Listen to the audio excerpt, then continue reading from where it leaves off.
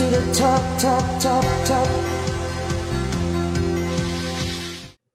All right. Hello, Fatimanians. You are listening to the Phoenix Online Tambayan podcast, where we talk about all things about OLFU. So sit back, relax, and let's have a good time. Welcome to the Phoenix Online Tambayan 6th episode. I am your host for today. My name is Lyssagel Sabile, a faculty member of OLFU Quezon City campus.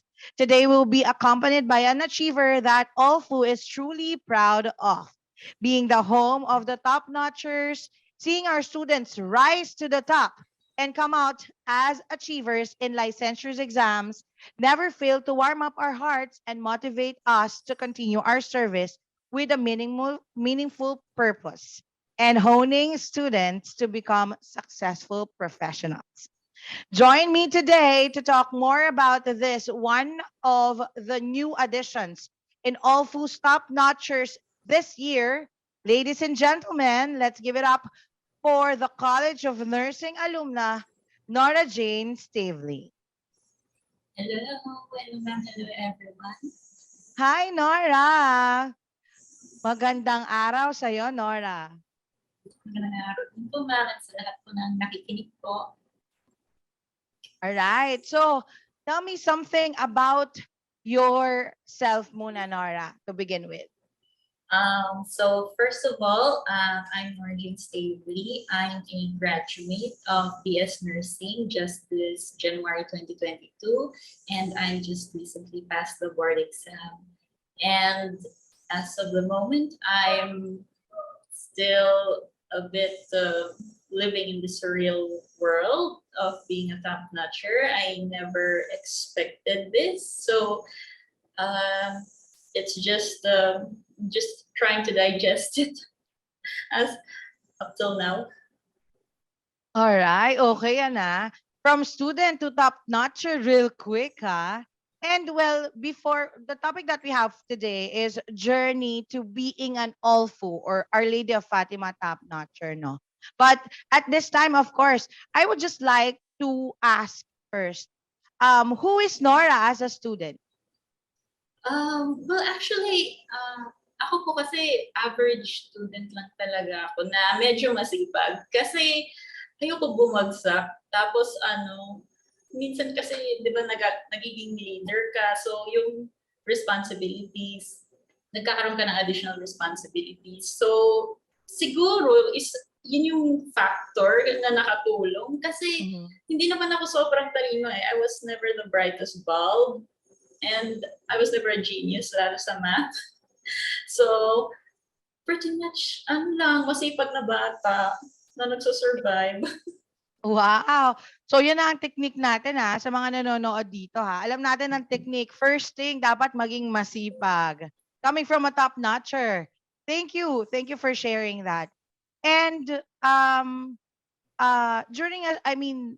when you were a student, ano ba yung usual na ginagawa mo as a student? Bukod sa sa tinatry ko laging i-maintain lang yung ACADS ko na may tawid ko siya and kahit paano, yung mga quizzes, yung mga exams, yan, hinaharap naman yun. Nag-enjoy naman ako. Hindi naman ako sobrang pressured. Siguro doon lang sa aspect na kailangan kong i-make sure na okay din kami ng mga kagrupo. Kasi marami kaming case studies sa nursing and PC. So, doon ako parang mas active pag related sa mga kasama ko. Pero pag sarili ko lang, parang okay lang, chill lang, just doing my best. And ayun, pero actually kasi nung 4th year, medyo siguro napagod na yung utak ko. So, na siya, parang kung ano yung sipag ko, kung ano yung scores ko ng 1st year, iba na siya ng 4th year, medyo habang kwento siya. Pero, nagkaroon ng turn of events kasi. So, yeah. Well, is it possible, I mean, if you can share just a glimpse of, information about what happened? Because I am about to ask, I mean, your experience from 1st year to your final year in OLFU. Nung mga 1st year kasi, tsaka sa early years talaga, di ba, nandun pa yung fire. So talagang laban, talagang aral, sige lang, kuya, sige lang. Kaso siguro dahil sa pandemic na din, na-extend yung years or yung time na nasa school kami, and siguro na-burn out na din, tapos yung uncertainties kasi na bring up nung panahon ng pandemic, siya, parang naging cause talaga siya ng stress sa mga students, not just me. And ayun nga, 4th year online, parang medyo na siya, parang parang gusto ko na lang siya matapos. Parang gano'n, parang ang tagal mo na nag-aaral, tapos yung pandemic ang tagal. So siya, na naging factor talaga siya. Hanggang sa makagraduate nga ako, parang siguro hindi ko na rin sineryoso masyado. Kasi parang iniisip ko, ano ba mas mahalaga, yung ma-maintain kong mataas yung mga scores ko, yung mental health ko, parang gano'n. And gusto ko na lang siya i-enjoy na lang at tapusin. Basically. Yeah, no. It's I know it's very difficult, but surviving pandemic at this time, especially sa mga students natin ngayon, 'di ba? Very difficult. So during the pandemic years, I mean, you were 4th year, am I right? Yes, ma'am. So last year nagagraduate na, no? What our struggles and maybe difficulties maliban sa having online classes? Yung pinaka naging struggle ko siguro, ma'am, yung pagod na siguro. Kasi thesis na din kasi nun eh. Yung thesis medyo madugo yan, di ba? Tapos online pa. Syempre, yung internet connection, syempre magre-revise. Yung nakadagdag siya sa stress. And I think yung thesis ko na talaga yung pumagod sa akin. So, nung 4th year, yun nga, tinatawid ko na lang talaga siya sa makakaya ko. Actually, lumala yung mga scores ko. Mga mga nagti-3/10 na ako, nagulat na talaga ako na kahit nag-aral ako, hindi ko siya, hindi ko ma-process ano ba nangyari sa utak ko, parang gano'n. Tapos, eventually naman, naitawid naman. And then, yun na, nag-start na yung review for board exam. Tapos, that was another story. So, medyo kasi, siguro every Topnotcher, every student, in a sense, has their own story and their own way kung paano nila nagawa. Mine was a bit unorthodox, I think. Kasi medyo, I think the people who know me, especially on Facebook, they know what I've been up to nung last few months, especially prior to the board exam. And so, I'm pretty sure na medyo nagulat din sila na naitawid ko siya, ganun. Kahit ako sobrang nagulat ako. Kasi hindi ko na talaga siya in-expect. Akala ko talaga uulit ako sa November. Akala ko talaga. Ayun. So it's another set of stories. If okay lang, ma'am, I can elaborate it further po. If okay. Yes, of course. Yeah. Well, I am so excited para pakinggan yung story natin. Syempre, yan ang focus natin for today. So, maybe we could go ahead and start and you can share it. Ang iyong journey as a Topnotcher. So, ayun. So, actually, hindi ko, siguro nag-start talaga siya nung nag-nursing ako. Pero yung significant events, doon ko lang siya na-appreciate nung panahon malapit na mag-board exam. Yun na. Kasi, di ba, 4th year, pagod na ako. Gusto ko na matapos. Yung scores ko nag-deteriorate na. And nung time na yun, aminin ko medyo nagkaroon na din ako ng pressure sa sarili ko kasi si Kuya Dennis yung November 2021 Topnotcher. Kaklase ko siya. And nung panahon na magkasama kami, medyo kami, head-on naman yung namin, yung scores namin, yung standing namin sa klase, gano'n. So, siguro sabi nga, mga friends ko na, uy, ikaw na susunod. Tapos ako naman, pagod na ako noon. Tapos, parang si Kuya Dennis, kasi nakikita ko na talagang nagtuloy-tuloy siya pataas Ako parang nag-3/10 na, gano'n. So, medyo malayo sa katotohanan, parang gano'n. And, nandun na rin yung sense na parang, nalungkot ako na baka hindi ko ma-maintain kasi syempre, di ba, nakabalik na ulit sa sa Topnotcher. Tapos ako lang yung maglalaglag, ganun. So nandun yung pressure na, uy, kailangan maano mo yan. Parang ganun, para hindi sayang, di ba? Natuloy-tuloy mo. Kaso, hindi ko na talaga kaya eh. May mga scores pa nga ako sa exam na sobrang baba na talaga eh. Kaya parang ayoko na lang magpa-stress. Siguro yun yung turning point kung bakit nakabalik ulit ako, nakapag-rebound ulit ako sa dating self ko. Siguro nung tinanggap ko nga na ganun na yung kalagayan ko. So, huwag ko nang i-pressure masyado yung sarili ko. Parang ganun. Tanggapin ko na lang, just do my best, just keep going lang. And actually, medyo weird nga kasi to add up dun sa already deteriorating grades ko, may mga kung ano-ano pa ako pinagkakaabalahan months prior to the board exam. And kung isipin, di ba, parang, is that really a habit ng isang gustong mag-top, ng isang gustong pumasa? Parang gano'n. Anong ginagawa mo? Parang gano'n. Siguro iniisip ng mga kakilala ko, ano ginagawa niya? Di ba?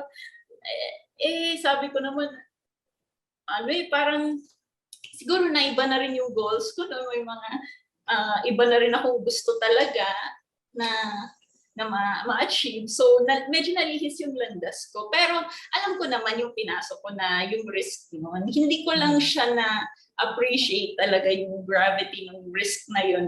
Until nung midnight ng gabi. Doon na kasi nag-sink in lahat. Yeah, and then tayo sa exciting part. Doon na nag-sink in lahat. So, during the time kasi na nagre-review pa ako, hindi talaga ako nagsiseryoso. Pero, kasi na-offeran kasi ako ng scholarship sa isang review center. So, yun na lang yung napapasukan ko. Yun na lang yung parang naging disiplina ko na at least a few days a week mag-aaral ako kasi merong online review. At saka yung in-house review din pa ng Fatima, pinapasukan ko yun. Pero yung nag-note, nagpa-practice questions, gano'n. Wala. As in, yung aral ko lang kung ano lang yung tinuturo. And yun nga, nung May 9, doon na siya medyo nag-sink in sa akin. Ang dami na nun, yung mga typos ako, tapos yung kung ano yung pinagkakaabalaan ko, hindi naging maganda yung output niya. And ayun na, nung gabi, parang doon ako nakaramdam nung hindi na siya fear, para siyang dread. Gano'n na siya katindi. Parang gusto ko na lang mag-back out. Kasi pag iniisip ko, less than 3 weeks na lang, di ba, board exam na. Ano bang pinagagawa ako, di ba? And tapos naalala ko pa noon, wala akong logbook. Well, actually meron. Pinahiram ko siya. Hindi ko siya natapos. Parang first sem lang ata yung nasulat ko doon. So nandun din yung fear kasi naalala ko na parang kailangan talaga namin yun para makapasa. Nandun na yung doubt, yung hindi ko alam kung saan ako magsisimula kasi wala akong schedule, wala akong calendar, wala talaga. As in, hindi ko alam kung saan ako pupunta. Tapos, yung moment na yun talaga, yun na yung pinaka-worst na moment na na-experience ko. Lahat na ng worries nandun na siya. And then, ayun, after a few minutes siguro, parang nagmuni-muni muna ako. Sabi ko, ba't ko ba hinahatulan yung sarili ko? Hindi pa tapos yung board exam. Yung board exam yung maghahatol sa akin kung babagsak ako. So, kasi gusto ko na mag-back out nun. Parang ayoko nang pumasok sa exam. Parang mag-absent na lang ako. And then, yun nga, sabi ko, ba't ko tinatapos yung sarili ko? Yung board of nursing, yung exam, dapat maghatol. So, sabi ko, kailangan kong, I need to pull myself together. I still have a few days, well, less than 3 weeks, di ba? But there is still time, parang ganun. So, sabi ko, sige na, para hindi na ako mag-worry. Kasi ayoko yung feeling na nag-worry, yung mayat-maya, iisipin mo, paano pag hindi ko na-review to? Paano pag ito yung lumabas? Kasi ganun ako nung college. Ganun ako. Sabi ko, ayoko na nung ganun. And pinaka-ayoko sa lahat yung pag tapos ng board exam, magkakaroon ako ng regrets na, dapat inaral ko to. Dapat 20 days inaral ko yan. Lumabas tuloy ganun. So, ayoko magkaroon ng, ng incident na ganyan. So, sinabi ko sa sarili ko, sige na, bagsak na ako. Sige na, sabihin natin bagsak ako. I had more than enough reasons to fail naman given yung mga pinagagagawa ko. So, sabi ko, pero I'm not gonna fall without putting on a fight. Siyempre, gagawin ko pa rin yung best ko, di ba?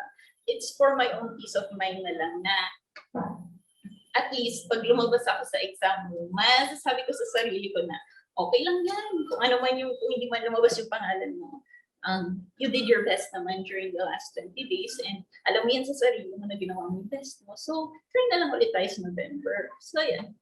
So, that's why I kind of did my best. I just didn't realize na yun pala yung kaya ng best ko. Parang gano'n. So, ayun, yung goal ko na lang talaga yun was for my own peace of mind na I wouldn't beat myself up after the board exam kasi that's the worst thing I can do for myself. Yung sasabihin ko, hindi ka kasi nag-aaral ko, ano kasi ginagawa mo. Ganun. So yun. So I had to simplify everything kasi I only had a few weeks left. So, di ba nga may kasabihan tayo na minsan tayo lang din yung nagpapahirap sa sarili natin. So, Yes. So what I did was, sinimplify ko ng situation ko. Lahat ng worries ko, lahat ng naging outcome ng mga circumstances and life choices ko, medyo sinantabi ko na muna siya. Sabi ko, okay, ano ba yung alam ko? Ang alam ko, meron pa akong 20 days or actually less than 20 days pa ngayon. Sabi ko, less than 20 days. Now, ano ba yung pwede kong gawin? Diba? So, hindi ko kasi alam kung ano po talaga yung lalabas sa board exam. Wala naman talagang nakakaalam kung ano lalabas sa board exam. So sabi ko, bakit ako mag-worry sa mga subjects na kung naaral ko na ba ito, ganyan, hindi ko nga alam kung anong lalabas. Ang mainam na lang sigurong gawin ko sa nabitirang araw ko is I'll just try to cover as much ground as I can to familiarize and revive as much of the knowledge that I have as much as I can. Kasi yun yung moment na sabi ko, you have to trust yourself, you have to trust your instinct. Kasi kahit wala kang logbook, kahit wala kang notes, kahit wala, as in wala, nung panahon, ka-college ka, nakinig ka sa mga professors mo, alam mo yan, inintindi mo yung tinuro nila. Yung knowledge na yun, nakalimutan mo lang, nabaon lang siya sa limot, pero nandyan pa rin siya sa loob. Kailangan ko lang gawin is i-revive or i-resurface as much of the knowledge as I could para malaro siya ng utak ko sa araw ng board exam. Okay. So ganun yung ginawa ko parang mindset. No? Sabi ko, sige, tatry kong i-refamiliarize sa lahat ng naaral ko as much as I can.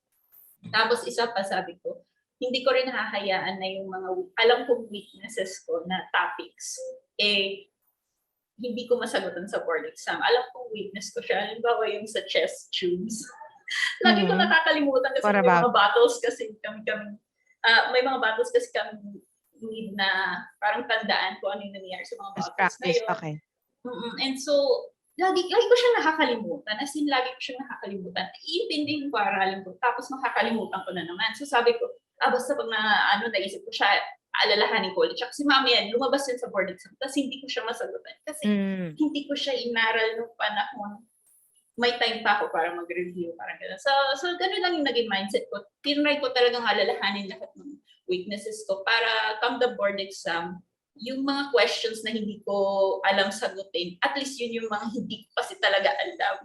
Never ko pang na-encounter sa buhay ko or sobrang labo niya na hindi ko talaga siya hindi expected na dapat alam ko siya, parang gano'n. So yan, sabi ko, sige, gano'n. Ngayon, paano naman yung gagawin natin? Wala kang notes, di ba? So, saan ka magsisimula? Parang gano'n. So, yun na rin yung time na na-realize ko na, kung babagsak din naman ako, di ba, I might as well try kung ano yung mag-work sa akin. And yun yung time na naalala ko na, yun nga, I learned differently, a bit differently from other students. Hindi kasi ako natututo kung nagsusulat. Medyo weird po yun kasi, usually, di ba dapat may mga notes? Yes, for retention. Mas madali maalala. Yun yung common sa mga students na hindi siya nag-work talaga sa akin. Na ilang beses ko siyang tinry na i-prove wrong na hindi natututo kapag nagsusulat ka. Ganun eh. Pero trinay ko siya, hindi talaga siya nag-work. And I think ganun yung situation ko kasi pangit yung sulat ko. Tapos I tend to focus more on how I'm writing more than the content of what I'm writing. Pag nagsusulat ako, so parang sabi ko, alam mo naman, hindi ka na natututo pag nagsusulat, tapos magsusulat ka, di ba? Hindi yun efficient. Ang gawin mo kung ano yung nag-work sa'yo. So, ang nag-work kasi talaga sa akin nun, as an auditory learner, I never really brought that up sa mga kakilala ko kasi medyo weird siya. Sabi ko, sige, auditory learner naman ako, basta magaling yung nagde-lecture, kahit hindi ko nakikita yung lecture niya, basta naririnig ko, parang nakaka-form ako ng mental image ng ini-explain niya. Ganun ko siya nare-retain. And so, sabi ko, sige na, bahala na. O sige, ano ba yung mga references ko? Sabi ko, meron akong mga e-books. Natututo din kasi ako pag nagbabasa. Pero pag nagsusulat, hindi. Pag nag-highlight, hindi. Kailangan, binabasa ko lang siya ng tuloy-tuloy, ng mabilis. Tsaka, pinapakinggan ko. And so, ganun lang po yung ginawa ko. Kinuha ko lang yung headphones ko, yung Bluetooth headphones ko. So, every time na naghuhugas, naglalaba, nakikinig ako ng lecture. Nakikinig ako ng paulit-ulit. Yung parang habang pinapakinggan ko siya, parang iniintindi ko yung ini-explain nung nagsasalita. And then after some time, papakinggan ko ulit siya. Parang ganun. Parang ganun lang yung ginawa ko. Kasi sabi ko, hindi ko kayang kabisaduhin lahat ng tinuro. Pero pwede ako mag-familiarize. Parang ganun. So, tatry kong gawin yun in the fastest and in the most efficient way I can. So, ganun lang. Tapos there are times pa nga po na yun nga, pumapasok ako sa mga klase ng mga CA, CA1, CA2, yan. Pumapasok ako doon, nakikisitin ako. Yan. Sa mga sa mga recorded videos, and I would just play them at very, very fast speed. Kasi familiar naman ako sa concept. Kailangan ko lang siyang parang i-resurface lahat ng knowledge. Okay. So, ganun. Talagang binilisan kong pakinggan lahat ng videos, tuloy-tuloy. And pagka wala na akong maisip or wala na akong videos na pwedeng pakinggan, magpa-practice questions naman ako nun sa mga books, ganun. So, ganun lang yung parang naging cycle ko. So, yung situation ko, sabi ko, basta ngayon sa review, familiarize as much as you can, try mong i-resurface as much as you can, and then sa board exam, just try to answer as many questions as you can with the knowledge that you have. Wala nang overthinking, wala nang what if, wala nang but, wala nang tuloy-tuloy ka lang. So, ganun lang yung naging setup ko. And I think it helped. Kasi parang na-maintain ako sa state ng neutrality. Hindi ako nag-worry. Kasi the last time I worried was May 9 nga. May 9 ng gabi. That was the last time I felt worried. I felt doubt, And there was also yung other end ng spectrum kung saan masyadong nagiging overconfident, wala na din yun, hindi ko na din siya na-feel. So, lang siya, parang nasa state of neutrality lang talaga ako all throughout. Basta ang focus ko lang, ano ba yung hindi ko naaral? Ano ba yung hindi ko maintindihan? Saan ba ako nalilito? Pagka wala yun, manonood ako ng mga lecture videos, makikinig ako doon. Pagka naubos ko naman siya, magbabasa ako ng practice questions. Ganun lang yung cycle ng buhay ko. And sabi ko, kailangan ko pagkatiwalaan yung sarili ko kasi at the end of the day, yung sarili ko lang, yung utak ko lang yung kasama ko sa board exam magsagot. So, kailangan, may pahinga ko siya kasi alam ko sa sarili ko hindi nag-work sa akin yung nagpupuyat. So, if I had to choose whether magpuyat ka para sa exam mo kinabukasan or matulog ka na lang ng complete 7 hours nang walang aral, I'd choose the matulog na lang. Kasi mas nagpa-function yung brain ko pag gano'n. So, sabi ko, kaya huwag ka na mag-worry, huwag ka na magpuyat. Kung ano lang yung kaya mong intindihin as of the moment, yun lang yun, tapos pahinga ka na. Ganun lang. And ganun lang yung naging cycle talaga ng buhay ko na day in, day out, tuloy-tuloy lang. Basta pag hindi pagod yung utak ko, mag-aaral ako, pag pagod na, stop na muna. And then, sa board exam, sa board exam naman, isa pang kwento yun, medyo weird din yung naging approach ko noon. Go ahead. At least you get to know yourself, pre-exam, bago tayo mag-exam, you get to know yourself other than, excelling academically, may natutunan ka rin sa sarili mo, no? Now, we are very interested. Thank you for sharing. Now, I would just like to know more about during the exam. So, during the exam po, were you nervous or what's your preparation during the exam? Actually, lang siya na-maintain ko kasi yung sinasabi ko parang state of neutrality po all throughout hanggang sa day mismo ng board exam. So, nung day prior sa board exam, di nakahanda na lahat ng gamit ko. Ang hinilig ko lang kasi talaga, kasi syempre magpa-pray ako nun. Ang pinag-pray ko lang talaga nun, mas, yun nga, hindi mangyari sa akin yung mga incidents na nangyayari sa other students. Like, yung iba sinasamaan ng tiyan, yung iba nakakatulog sa exam.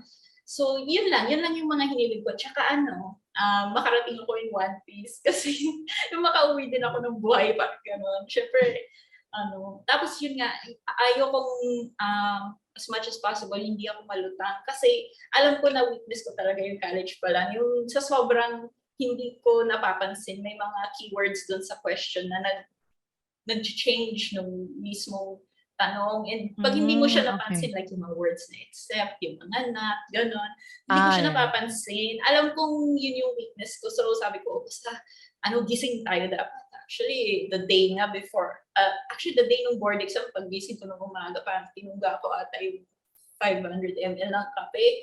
Tapos nagbaon pa ako ng kape kasi ayoko talaga malutang. Sa lahat ng bagay, ayoko. Kasi doon ako nadadali talaga. Nakikita ko yun nung college ko kasi sa board nung college, sa mga major exams namin, doon ako madalas nagkakamali. So, sabi ko, mag-iingat ako doon. And then, yun nga, nung day ng board exam, nagbaon ako ng kanin. Kahit, actually, yung mga pagkain ko galing sa rep, so malamig pa siya, hindi ko na iniinit. Sabi ko, lagay ko na sa baonan ko. Pasok na ako nagbiyahe na ako papuntang exam site. Medyo weird lang nun. Kasi, hindi ako kinabahan, hindi ako nag-worry. Meron akong weird na nararamdaman lang nun na ang nararamdaman ko lang, excited ako for some reason. Tapos ako, curious ako. Parang meron sense of gusto kong i-challenge yung exam, parang ganun. Siguro hindi ko alam siguro parang I have nothing to lose na itinanggap ko nang babagsak ako, di ba? Ba't pa ako matatakot? Parang ganun. So, nagkaroon ng parang na gusto kong i-challenge yung mismong exam na bring it on, parang gano'n. Na hindi naman siya, hindi siya confident eh. Parang, lang siya, parang sa dami ng sinagutan kong questions, ano kaya yung itatanong nila ngayon? Ano kaya yung makakalusot na tanong doon? Tapos, how will I maneuver through it? Parang gano'n lang siya. And then, nung mismong exam na,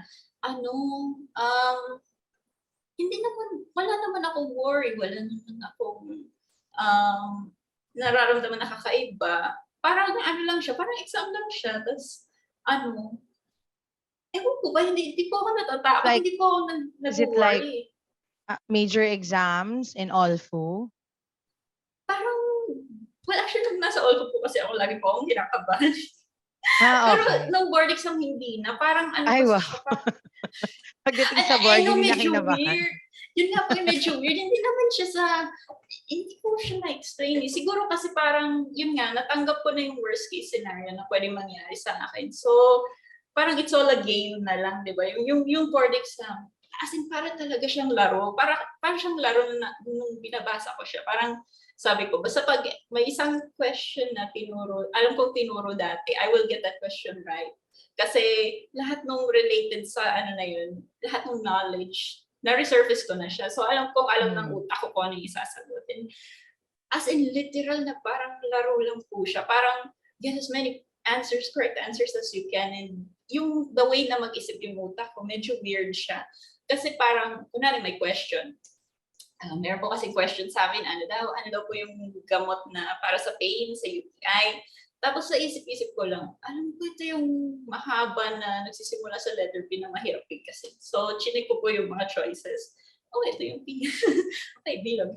And then, next question, ano daw yung drug na nagkukos ng change ng color ng urine, nagiging orange daw? Sabi ko, alam ko sa TB to. Tapos sabi ko, pero malabong sa TV yung gamot kasi yung situation galing siya sa iba. So pagkakita ko, hindi nga sa TV. Siyempre alam ng Board of Nursing na yun lang yung alam namin. So siyempre magbibigay sila ng ibang gamot. So sabi ko, mamaya nakita ko lang. Parang lang siya, ganun lang siya, tuloy-tuloy lang siya. Hindi ako nag-worry na what if tama, what if mali. Parang it didn't matter kung tama or mali yung sagot ko. It only mattered that lahat ng na-resurface kong knowledge sa review na turo sa akin, i-execute ko siya sa exam. Wherever that goes. Hindi ko alam. Parang So, ganun. well, to confirm, the exam is multiple choice, modified true or false, essay type. Ano po siya? Multiple choice po. Multiple choice. All Okay. throughout po. Multiple choice all throughout. All right. And how long did you, I mean, gaano mo katagal natapos yung exam? I'm sure it's time. So, Actually, ano po siya, ma'am eh. Lahat kami, meron kaming 120 minutes para sumagot ng 100 items na question. And so, isa pa sa mga ano ko nun, parang naging mindset ko nun is, wala akong dapat ibang intindihin kundi yung sarili ko, yung exam ko, at yung orasan sa relo ko. So, sa mga mag-board, huwag niyo kakalimutan magdala ng relo. Kasi may kaklase, may ka-roommate ako doon na wala siyang relo. So, maya-maya nagtatanong siya sa proctor. Mabait naman. Pero, syempre, nadidistract yung ibang students. So, magdala kayo ng relo. Wag lang yung mga Apple, gano'n. Yung mga smartwatch. Kasi, ano mo naman sa issues on cheating. yeah, okay. So, the watch is also important. Very important po, ma'am. Tapos, ano lang siya, ganun lang yung ano ko na, basta pag mga 20 minutes before end ng oras namin, yun na dapat shading na lang ako noon. Tsaka ano kasi ako, binabalikan ko kasi yung ibang mga questions na hindi ko nasasagutan. Kagaya nga po na sabi ko kanina, pag alam kong hindi ko alam, mamarkahan ko po yun sa gilid ng questionnaire. And then, babalikan ko yun para hulaan ko mamaya. Parang ganun. So, tuloy-tuloy lang, sagot ka lang ng sagot. Tsaka after each question, kailangan mag-move on ka kasi huwag ka magiging stuck dun sa question kasi kakainin mo yung oras mo. Ano ka lang, basa ng question, ano yung hinihingi ng question, tagalogin mo sa utak mo, make sure na bibilugan mo yung mga keywords or yung mga words na pwedeng magbaliktad dun sa meaning ng question. And then, try mo sagutan kung before mo i-check yung mga choices. And then, saka mo na i-eliminate yung mga choices. Yung mga least likely na pwede maging sagot, tanggalin mo na yan agad. Tsaka huwag ka na magda-doubt dun sa instinct mo. Kasi, isa pa yun sa napakalagang na-realize ko, kailangan mo magtiwala din sa instinct mo. Kasi, minsan yung iba, pinapalitan nila yung sagot. And usually, yung pinalit nila sagot, yun yung mali. So, yeah. Okay. So, sa mga mag-board, yun nga, i-hone nyo yung instinct nyo. Mag-familiarize, and in a sense, intindihin nyo yung inaaral nyo, hindi yung binabasa nyo lang or kinakabisan. Kailangan nyo siyang intindihin kasi tatanim yan sa utak mo. And dadating yung araw ng board exam na lalabas yung question, tapos magkakaroon ka ng inclination dun sa isang particular na sagot. And usually yun yung tama. So, tuloy-tuloy ka lang. Tsaka huwag ka mag-stay sa isang question. Kunwari, hindi mo alam. Sige, markahan mo muna. Lagyan mo ng malaking kuhit sa gilid ng number. And then, check mo yung time. Move on sa next question. Balikan mo naman. Ayan. Well, thank you ha. Magandang, marami tayong hint dyan ha. And of course, gusto ko lang balikan, other than watch, you mentioned it's very important. Ano ba yung mga pwede nating or dapat nadalin during the exam? So, nandun yung mga basic requirements ng PRC, like yung notice of admission, huwag na magkakalimutan yan, yung calculator, basic calculator lang. Wag lang sana yung maingay. Yung parang sa palengke, wag gano'n. And yung may mga additional requirements like mailing envelope, yung mga stamp. Pero yun naman kasi pag nag-apply ka for the exam itself, may booth naman yung PRC, so pwede mong bilhin na lang doon sa mismong site. So yun, dali mo din yung a clear envelope with clear long folder. Magbaon ka na din ng lapis, natasado na, para hindi ka nagtatasak. So, sayang naman yung time, di ba? Imbes na yung time na yung nagamit mo pang-assess, pang-hula-hula. At least, meron ka nang naka-ready, meron nang katabi. Isang kahon talaga yung lapis niya, so, diba? Ako lang, okay na. Tigi-isa.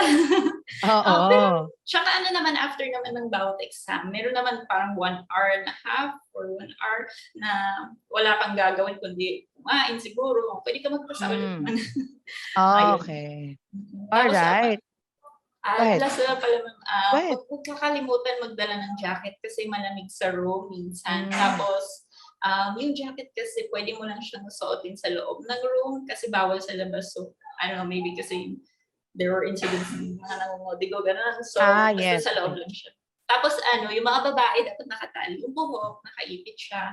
Yeah. And huwag magkakalimutan magbaon ng kanin tsaka ng tubig. Kasi lalo sa first day ng exam, dapat 5:30 or before 6 nandun ka na sa exam venue.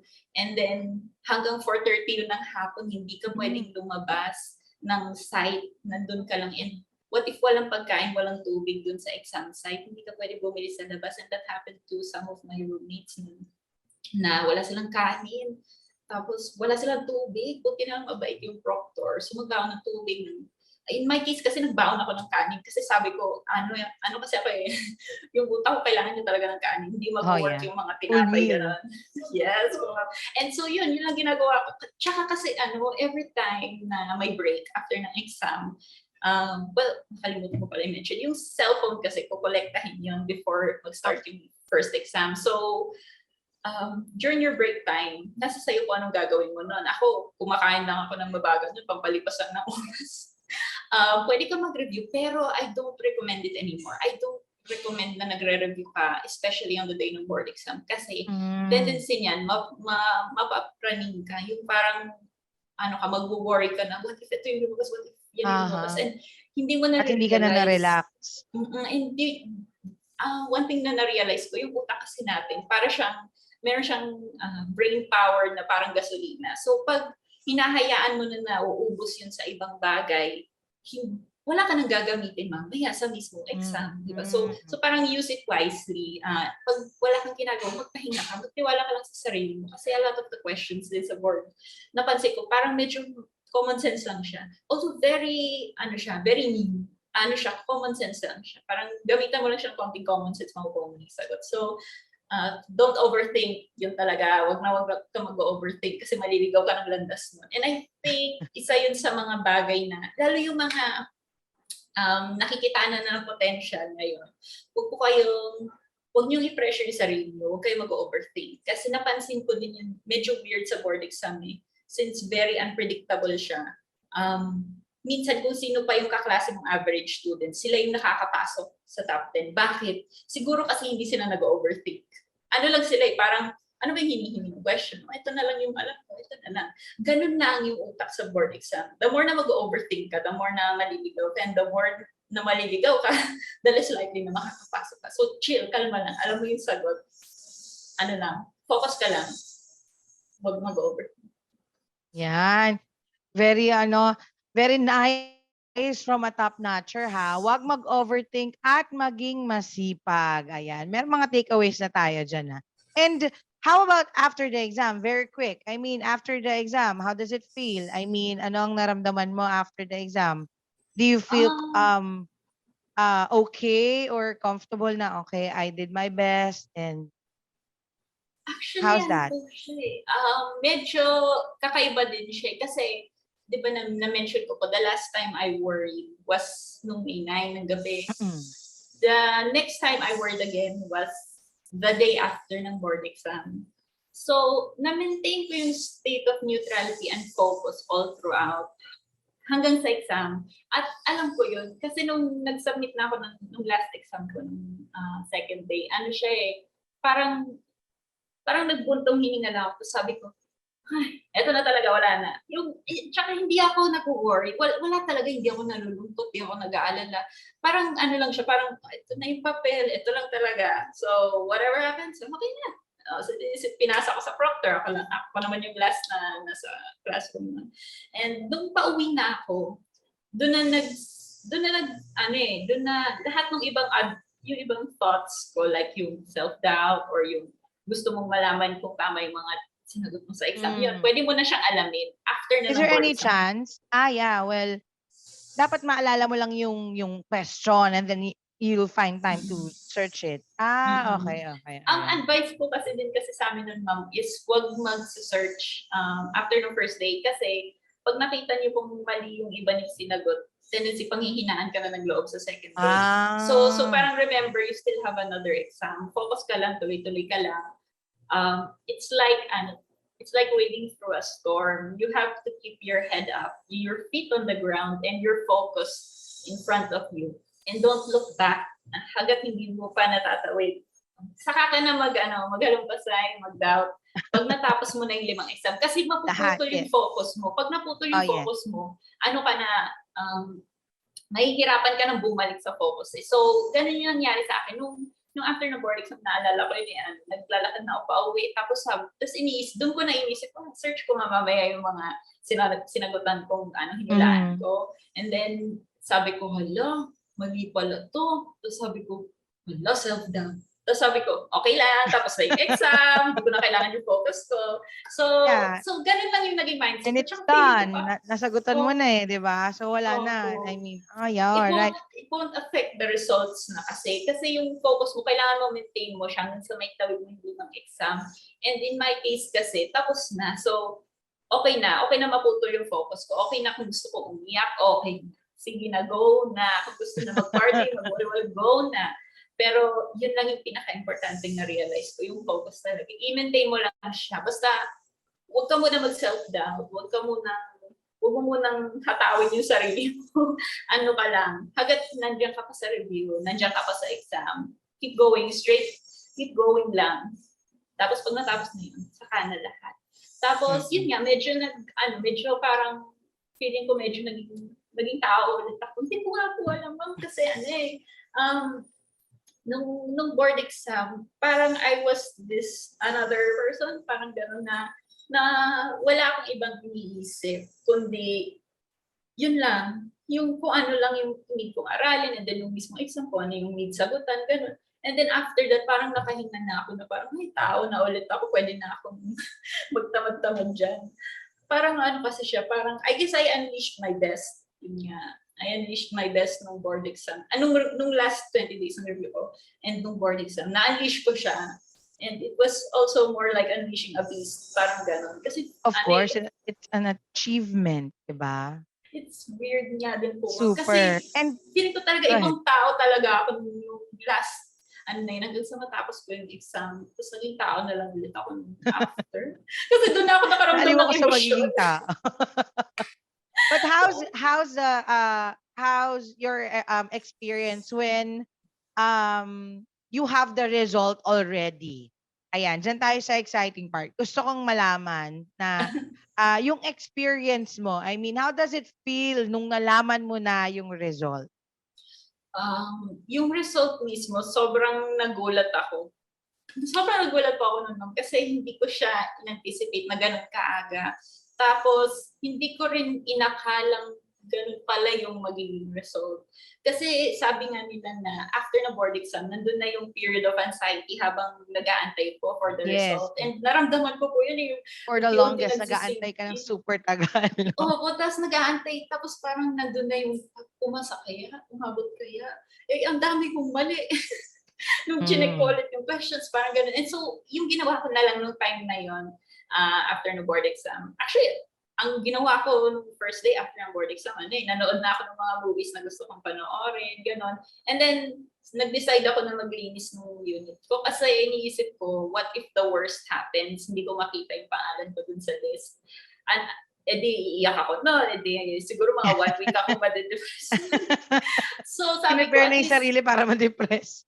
Sabi ko, if it's any consolation na lang, I'll make sure na malinis yung unit ko para if gusto ko maghalumpasay, doon na ako sa malinis na sahig maghalumpasay, di ba? And para maipahinga ko din yung sarili ko after makita yung result. So yun lang po ginawa ko, mag-leads ako hanggang sa kasi ina-anticipate ko, mga after 3 weeks pa, lalabas yung board exam. So that will be around June 15 onwards, mga ganon, or June 20 onwards. Nagulat po ako nun kasi gabi na, usually around 11:30 siguro po nun, naglilinis na ako nung wiwi ng aso ko sa labas, nagliligpot na ako kasi matutulog na. And then biglang, kasi nakikinig ako sa headphones ko biglang nawala yung tugtog na pinapakinggan ko. Tapos biglang narinig ko yung sa messenger, yung tunog ng nag-ring ng messenger. Tapos sabi ko, wala na naman kaya kailangan ng kapatid ko. Akala ko kapatid ko yun kasi gabing-gabi na eh. Pagtingin ko, yung prof ko, yung tumatawag, tapos Wow. parang may moment na parang, hindi ko alam bakit ko po siya naisip, pero akala ko may nakalimutan akong ipasa. Parang gano'n. Sabi ko, tapos na yung board exam, may nakalimutan pa ba ako? Parang gano'n. Tapos biglang nag-sink in na sa akin na, hala, baka ito na yung result. Pero hindi maaari kasi sobrang aga pa, parang June 10 pa lang. Sabi ko, wala pang 2 weeks, parang gano'n. Tapos sabi ko, hala, feeling ko ito yung result. Tapos bumagsak ako, tapos iko-confirm na lang ako nila, ma'am. Sabi ko, natakot na ako. Binuksan ko yan, sinabi ng prof ko. Tapos hindi ko siya ma-process, ma'am. Pero one thing is for sure na alam kong pumasa ako. Parang nag-flashback yung buong college days ko. Lalo yung mga panahon umiiyak ako nun sa cubicle. So, yun, dahil sa stress, naalala ko yung yung araw na yun. Tapos parang naawa ako sa sarili ko siguro for a moment. Na, uy, hindi mo alam kung ano mangyayari sa'yo in a few years. Parang gusto ko sabihin yung self. And so, yun, naiyak na ako kasi naalala ko yung mga paghihirap. So do you think that, talking about college and in relation with the board exam, diba? Do you think na talagang nahon ka during college years to prepare you for the board exam? Opo, ma'am. Na-realize ko talaga yun nung time na gipit na ako sa oras, gipit na ako hindi ko talaga alam kung saan ako magsisimula. Yun yung time na sinabi ko na nakinig ako ng college, nakinig ako sa mga prof ko. Wala man akong notes, nakinig ako, inintindi ko. Yung knowledge na sa utak ko na siya. Kumbaga yung foundation para sa review, para sa board exam, nandito na siya sa loob. Hindi yun nawala, nandito lang siya. And I think that is one of the biggest things na sobrang grateful ako. Kasi, yung mas madali ako nakapag-cope nung kahit gipit na ako sa oras dahil nandun na yung foundation ko. And I owe it a lot to my professors talaga. Naririnig ko kasi minsan na diba, parang namamarites ko lang din minsan na sa ibang school daw, hindi daw masyadong nagtuturo yung mga prof, gano'n, yung mga students, self-study lang, gano'n. And as much as it sounds cool, na parang ikaw lang nag-aaral para sa sarili mo, para sa akin hindi siya efficient. It's more efficient kasi para sa akin if you have high caliber professors like sa case ng OLFU, yung mga prof sa College of Nursing Valenzuela, na-master nila yung bawat, what do you call it? Yung bawat subject, na-master nila yun. So, all they had to do was impart the knowledge to me and I listened. So, mas naging practical siya. Kasi, mas madali ko maiintindihan pag sila yung nag-explain and sila yung may mastery dun sa concept. So, mas madali siyang mapaprocess ng brain ko. Unlike yung pag binasa ko siya, nakita ko pa naman po yung mga libro pala namin, ang kakapal, ng inipon ko, ang dami pala. Tapos iniisip ko, grabe, naitawid ko lahat yun sa board exam. Tapos doon ko talaga na-appreciate yung mga efforts talaga ng mga prof ko na naitawid ko siya kasi naging mas madali siya dahil sa mga prof ko. Dahil sila yung nag-impart ng knowledge sa akin. Mas digestible siya pag binigay sa students. Salamat talaga, ma'am, sir. Yeah, so si Ma'am Sir, most likely, I would just like to, at least to confirm, that, Our Lady of Fatima University, talagang nakapag-contribute yan sa success mo as a top-notcher. Definitely, ma'am, definitely. Nga po, ma'am, parang feeling ko nga siya, yung also kasi yung mga prof ko kasi nila talagang ginagawa talaga nila yung best nila to give part of themselves para sa mga students. And kaming mga students naman, ang trabaho naman namin is to take as much of the knowledge as we can and appreciate yung effort nila na yun. Kasi in the long run, nagpa-pay off talaga siya. And kagaya po niya, dalawa pa kaming nakapasok, tapos top 1, top 2 pa. Yes, So all ko talaga is legit. Yes, diba? And, may I ask your message to all of future top-notchers, di ba? Meron ka bang ma-advise sa kanila? And since natapos mo na yung journey na yan, ano ang best advice mo for them? Ang siguro ang mga na-realize ko kasi nung tinawid ko yung board exam ng ganun, yung circumstances ko, may 4 na main na focus ka dapat is kung nagre-review ka na, meron kang 4 na bagay na dapat tandaan. Una doon, kailangan mong mag-maintain ng focus. Huwag ka mapofall doon sa pit ng mga nagsi-self-doubt. Huwag ka din magiging inclined doon sa mga overconfident na medyo bida-bida. Huwag ka magiging ganun kasi kailangan ma-maintain mo yung focus mo para lahat ng weaknesses mo ma-master mo at lahat ng pwede mong aralin, maaral mo. Ganun na, tuloy-tuloy ka. And then familiarize kasi the board exam is not like any ordinary exam na may dadaan mo sa isang memorization, sa isang upuan. Hindi siya ganun. Hindi uubra yung ganun sa board exam. Kailangan mo mag-familiarize as much as you can and just relax kasi your brain, pag sobrang na-overwhelm yan sa worry or sa kung ano man data, nahihirapan siya mag-process ng mga stock knowledge mo and a lot of it's stock knowledge sa board exam. So, at saka common sense, mawawala yung common sense mo kasi pag masyado ka nagpa-panic. Tapos, you have to make the mistakes now. Yun nga, kagaya na sabi ko, ba't parang nawala yung utak ko, baba ko naman sa quiz 3 over 10, ano nangyari, parang ganun. So, okay lang yun. Imbes na panghinaan ka ng loob, i-embrace mo siya kasi ngayon ka nagkamali. Mas mainam na ngayon ka magkamali kaysa sa araw ng board exam. Kasi pag nagkakamali ka ngayon, nakikita mo kung saan ka mahina. At yun yung chance mo para hindi ka madapa ulit sa board exam. So, yun, make the mistakes now. Enjoy mo yung mga mistakes na yun. Pag may nakita kang mistake mo, ito pala yung weakness ko. Pag lumabas sa board exam, I'll make sure na I won't trip on the same stone again. Tapos, trust yourself. Kasi, ako personally, wala akong mga pamahiin. But, kung naniniwala kayo sa mga pamahiin, mas kaya niyong magtiwala sa sarili niyo. At lalo sa effort na nila, sa preparation, yung review, yung practice niyo sa practice questions, yan, lahat yun. Kailangan niyo magtiwala doon talaga. Kasi essential talaga siya. Kasi sa sobrang lawak talaga, kailangan mo magtiwala talaga dito. Nagagana yan. So alagaan natin yung brain natin, kumain ng masustansya, magpahinga ng sapat, kasi kung mabubuhay lang tayo sa junk foods at pagpupuyat, hindi ko alam kung gaano kalayo yung mararating ng utak natin noon. And another thing pala, use what works for you. Na-prove ko yung theory na yan nung it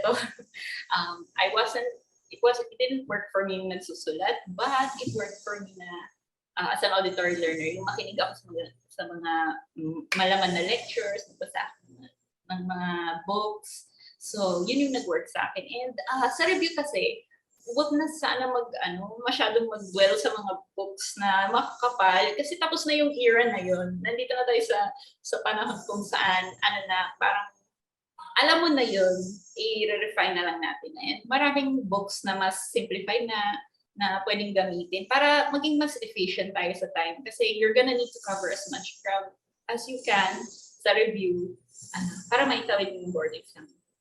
At saka, yun nga, stop worrying. Ako kasi personally, I had more than enough reasons to accept yung worst case scenario. I had to accept that kasi ayoko na mag-worry. Alam ko kasi yung worry, hindi siya nakakatulong. Hindi siya nakakatulong, nakakatagod siya, nakaka-drain siya ng brain power. And at the end of the day, nagsayang ka ng oras. Nagsayang ka ng oras mag-worry, di ba? Isipin mo kung yung time na yun nilaan mo para mag-answer ng practice questions, di ba? Kung malay may practice question na yun yung lumabas sa board. So, stop worrying talaga. Do what you can to get rid of the worry for now. Saka na yun, after ng board exam, if you want to set it aside, bigay mo muna kay God lahat ng problema mo. Mag-focus ka muna dyan sa kailangan ng God.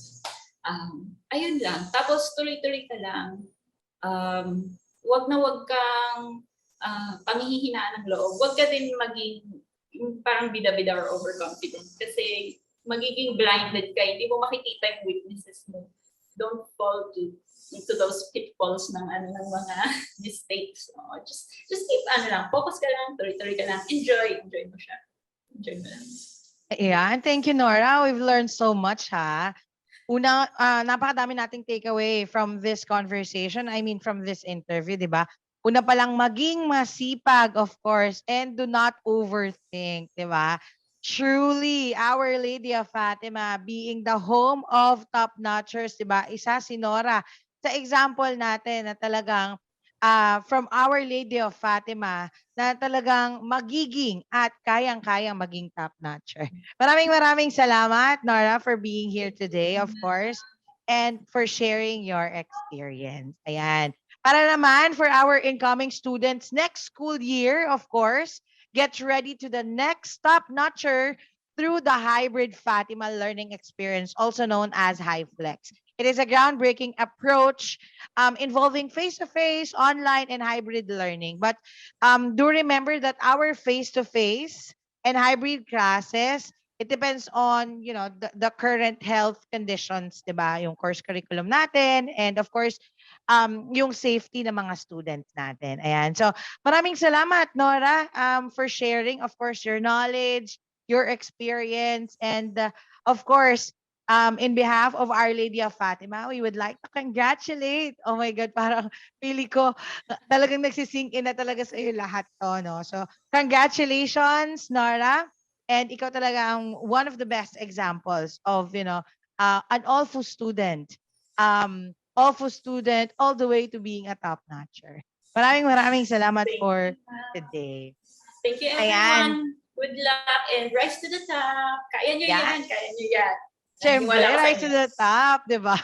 So that's it for our episode today. I hope you guys had fun and we are able to relax and chill with us. If you have any thoughts about this episode or you just want to reach out to OLFU and Tambayan, kasama ko of course, simply post on our social media networking sites with hashtag, of course, hashtag Phoenix Online Tambayan. And who knows, you might be the next guest to chill with us. Again, my name is Lyssagel Sabile from Quezon City Campus. Thank you and watch out for our next Phoenix Online Tambayan episode. Stay safe, Fatimanians, and of course, rise to the top. Thank you, guys. See you around.